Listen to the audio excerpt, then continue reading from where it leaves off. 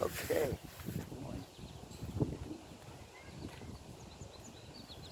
Putting this video together for another viewer on my channel, and I watched their channel, and I was trying to explain to her I'm making char cloth, and she called her video a fail. I don't think it was a fail. She was trying real hard, and this flint steel is not always easy. Some days it just doesn't work. It's the way it is. But I do think what she was using for char cloth was a bit coarse. I think it'd been very hard for an expert to catch a spark, and I welcome other opinions on that. It's Cat in the North. I'll post a link to the video. Give her a sub if you don't. She puts up a lot of good stuff. I put my char cloth on top. I don't worry about working the edge all up. I use cotton, cotton sheet, cotton pillowcase. I don't use heavy cotton. Dungaree material, jeans material works, but it's stiffer, but it works good.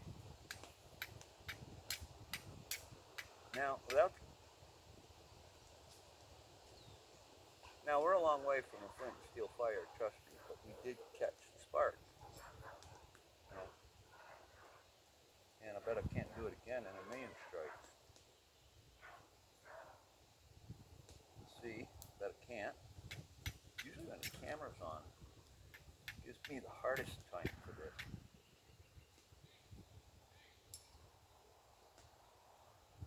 Okay, I'm going to quit while I'm ahead. There's two in a row. And we'll just put that over here for the moment out of the way.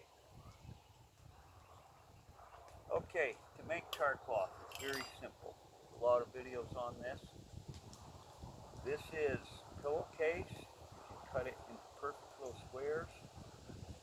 Then when you take it out, it's going to be in perfect little squares the size you want, or you can be lazy like me, just fold it up so it fits into a metal tin.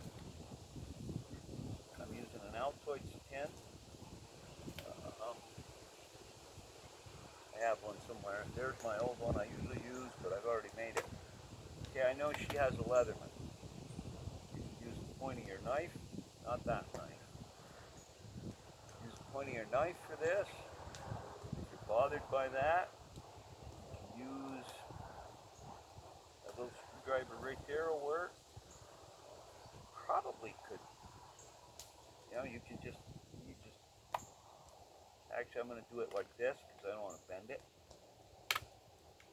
There you go. That's all there is to it. Punch a little pinhole in the top. Close the lid. And I've got a grate on the fire because I'm hoping to get a little footage put on here. Put it on the fire. You put it right in the fire. If you choose to, you can put it right in the fire. One thing you're going to want is a pair of pliers, or a pair of vice grips, or if you're lucky, a pair of tongs. They work well. And I may have to put it right in the fire to accomplish what I want. Give it a minute. While that's starting, this sometimes catches a spark well too, and I know you have this up there. Your husband goes in the woods, he can find you a chunk of it. It's chaga. It's on white birch trees, but in the northeast, tell him to keep an eye on the yellow birch trees. They look like charred up on them. You let that dry out, and that'll catch a spark pretty well. I do it better with a ferro rod because I do everything better with a ferro rod. Where I put it, I don't know where I put it. But the other thing I'm going to bring up is when I'm out walking, you don't have to have special expensive flint. That's a piece of quartz I picked up. I don't remember where.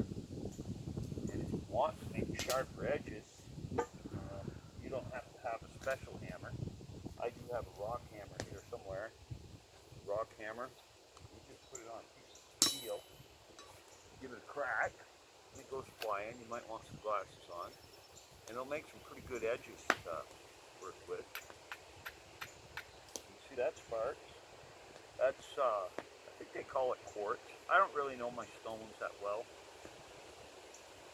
This here is just a hunk of fieldstone. It probably has a name. I like the little center in it.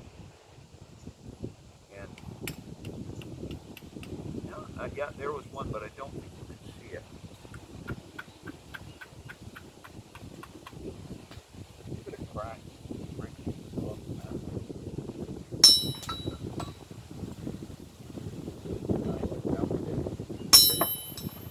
Do I see where that went?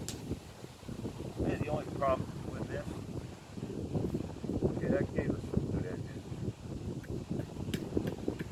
And there's little sparks. I don't know if that would work or not. I don't know if you saw that one or not, or we're too far away. There's been a couple little sparks. I think that one's very high. That's like almost a granite-y type stone, and that came out of a field as well, right where I spread manure. And that one sparks. There again, they're small. They're not great sparks, but I like to put some stones, see which ones will. Now this, I would not cut a spark off this, but I don't think it will. It's kind of a purplish stone. A lot of that is part of the state called ledge. That doesn't not spark. This is kind of a pretty stone. If anybody knows the name of it, please feel free. It has like the black, and it's very crumbly. But it does spark. It can hit on this part. The black will not. Okay then. We're going to try to bring the camera up close. We're actually overdoing it. And you can see that the char cloth is really burning. I got running my mouth. And I'm going to try to drag it out of the flame somewhat without getting roasted here. Yeah, I'm going to drop it in the fire pretty quick if I keep messing around. And I've done that before. Okay, see the smoke coming out the hole? When that stops, take it out of the fire. When you see no more. You know, or you can take it out now. It'll just finish charring. We can leave it there. Now, I'm not going to make you sit to the very end of this because we're already at 7 minutes.